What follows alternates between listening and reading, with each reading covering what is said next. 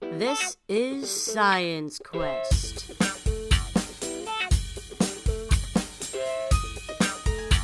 With your host, Jed Allen Freels.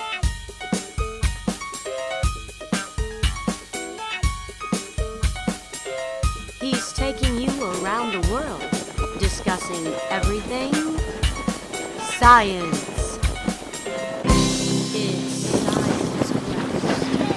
Hi, I'm Jed Allen Freels, and thanks for joining me today on Science Quest. Today, we're in Chesapeake Bay in the state of, actually, Virginia, just south of the Maryland-Virginia line. And with us today is Dwight Marshall, and our goal today is to tell you about what a rookery is. Today, Dwight's going to, first of all, tell us about some birds we might see here in the rookery. Hi, Dwight. Hi. What kind of birds are we going to see today, Dwight? You're going to see a lot of cormorant, which are blackbirds. They dive for fish. You'll see a lot of pelicans and also black-backed seagulls. Black-backed seagulls. Mm-hmm. All right, Dwight, how hard is it to go ashore so we can see some of these birds? Well, it's a matter of just getting their bow up there, climbing out, and walking right up to their nest. Well, let's put her ashore and see what happens.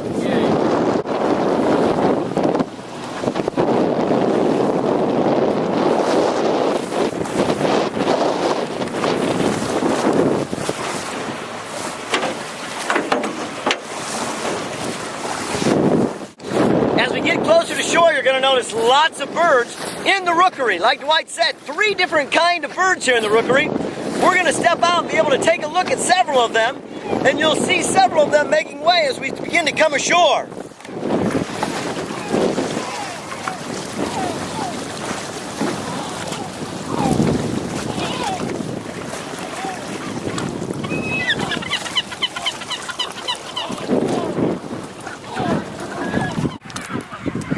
Dwight, this particular rookery has been on this island for several years. Oh, well, yeah, a lot of years, yeah.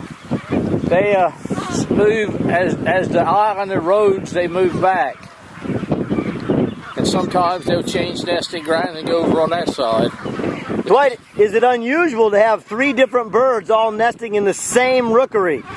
No, they all interact together. The seagulls, I think, mostly are the predators. They steal the food from the cormorant and the pelican when they come in and regurgitate it for their young. They'll come and steal it. You might see some while we're in close to their nest, and then but other than that, there's no predators to bother them. Is it okay to walk up closer to their nest? Sure.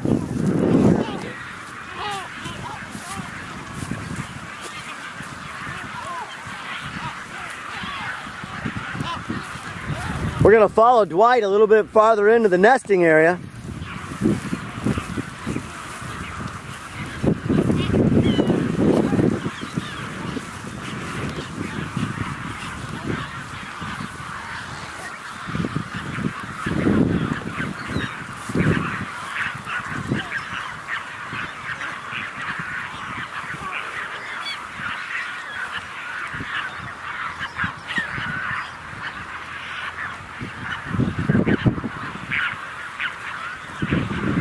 There's the different stages of the young. Now here's one, I would say he has been out about maybe 2 weeks. So this particular pelican right here is about 2 weeks old. Yeah. And then there's some maybe 3 weeks old, see a feather. Then there's some starting to get feathers over here. So these over here, a little bit older. Yeah. Starting to get some more feathers. Yeah. These birds will stay here in the rookery how long? Until they receive their feathers and they're able to fly and forage on their own. Tell us about the blackbirds, Dwight. What kind of birds are they? The blackbirds are the cormorants, and as a matter of fact, they use them over in China for fishing. So they put a rig around their neck and they go down and dive. When they come up, they make the cormorant regurgitate the fish, and they go sell the fish. So the cormorant will do the fishing for the person, brings the fish back up, and then they sell it. Yeah. These are the parents landing to come back in and take care of their young? Yeah. Now the cormorants and the pelicans, they all intermingle together. They don't Only trouble you have is, like I said, the seagull steals the fish they bring in. We'll probably see some fish back this way. So the seagulls aren't necessarily bothering the birds, but they want the food that they're bringing in. Yeah, but if they don't get the food they need, sometimes they'll eat the egg. Okay. They'll eat the egg of the pelican, and sometimes even maybe the small hatchlings that just come out of the egg. We may see some back this way. All right. Yeah, that's not bad. There was some here last week. All right, here's a cormorant. That could be a pelican though. It's just come out of the egg.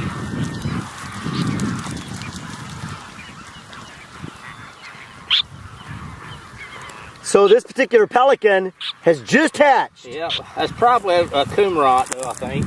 You think that's a cormorant? Yeah, by his color. Now here's some eggs. Here's some cormorant eggs here. Over here would be the eggs that haven't hatched. Yep. Just like a chicken egg back home in a common chicken coop. Only these eggs in this particular nest are going to hatch out these baby cormorants. Yep.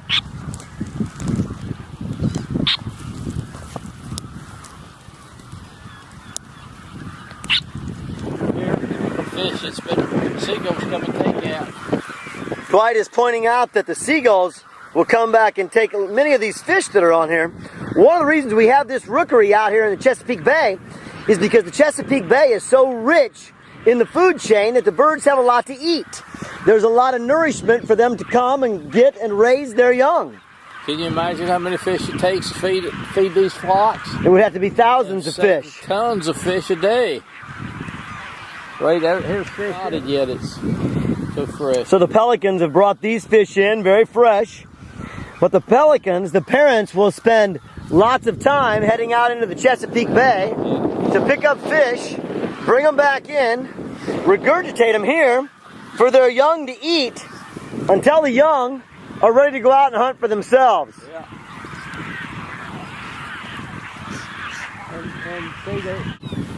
So Dwight, this is a flock of pelicans. Do you call them a flock? Yeah. And there's a flock of cormorants standing right here together. Most of them are young, they're waiting to get their feathers for flying. See, there's safety in number. They huddle together, and just sort of, they feel it's safe like that.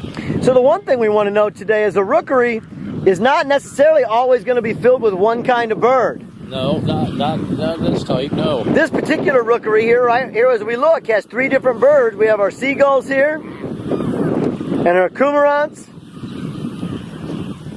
and our pelicans all together.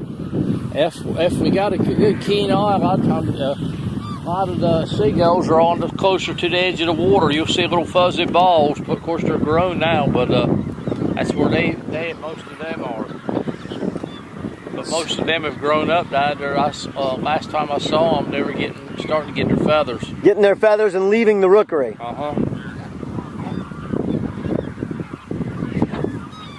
Do the birds here in the rookery have any natural predators? As far as I know, there's no natural predators other than the seagull. And that's very rare that they would, eat the young. Because there's plenty of fish for the seagull to eat also. Right.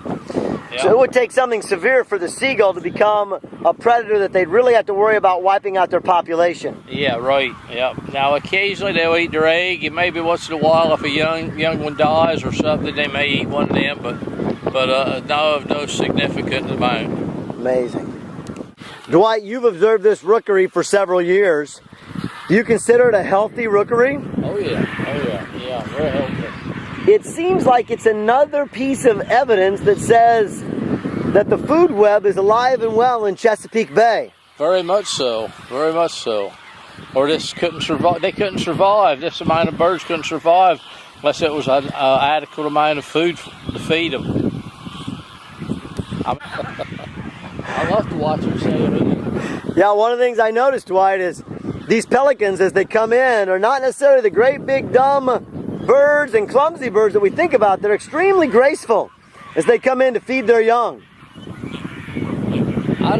They say the brown pelican is was near extinction or something. Anyways, I did endangered with it. But I think a lot of these are the brown pelicans, and they've come up on the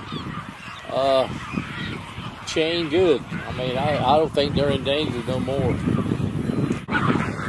Here in the rookery, as we look around, kids, we find a lot of nests that are undisturbed. Just waiting for the mother to come back. And when the mother comes back, she'll be able to take care of these eggs that we see in this nest. However, that's not all the case. Dwight has found a nest that hasn't fared so well. Dwight, what have we found? We found here where a seagull has come in and busted the eggs and pulled the little ones out. They will die. They've died. Here's one over here. And then here's one here just coming out where they've pecked on the egg. And then here's some that's been pulled out of the shell that are obviously dead. So there is some mortality here in the rookery. Yes. It's maybe not quite all the harmony we'd like to think, but of course we know that's part of the relationship between all things in the food chain. As I watch the pelicans here in the rookery, one thing that's really evident to me is that the health of Chesapeake Bay is good. Anytime we see this many animals coexisting in the same ecosystem, we know that somehow the food web is alive. It not only tells us that the rookery here is alive and well, but also the ecosystems surrounding the rookery are good. Yep.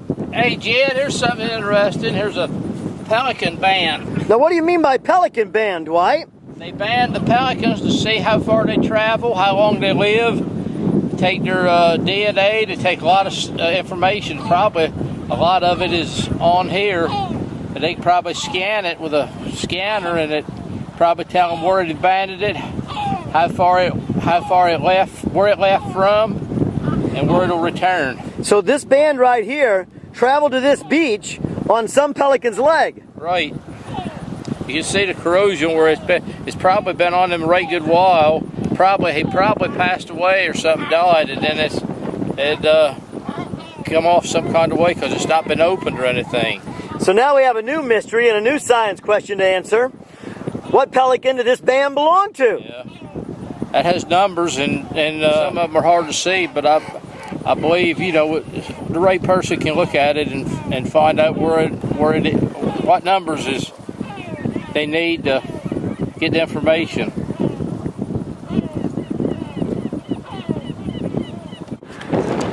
So today we've been out here in Chesapeake Bay learning what a rookery is. Our host, Dwight Marshall, has been a great host today. Dwight, thanks for joining us today on Science Quest. Well, you've seen nature unrehearsed. This is the pelicans, the cormorants, and the seagulls all coinciding, working together. Some of them help each other. The seagull feed off the excess fish that the cormorants take. All this is unrehearsed, and I hope you've enjoyed visiting with nature, because it is just as it is. Dwight, thanks for joining us today on Science Quest. Thank you. So hey, remember, sometimes the quest for knowledge and the answer to your questions can be found in places like this rookery out here in the Chesapeake Bay. I'm Jed Allen Freels, and thanks for joining us today on Science Quest.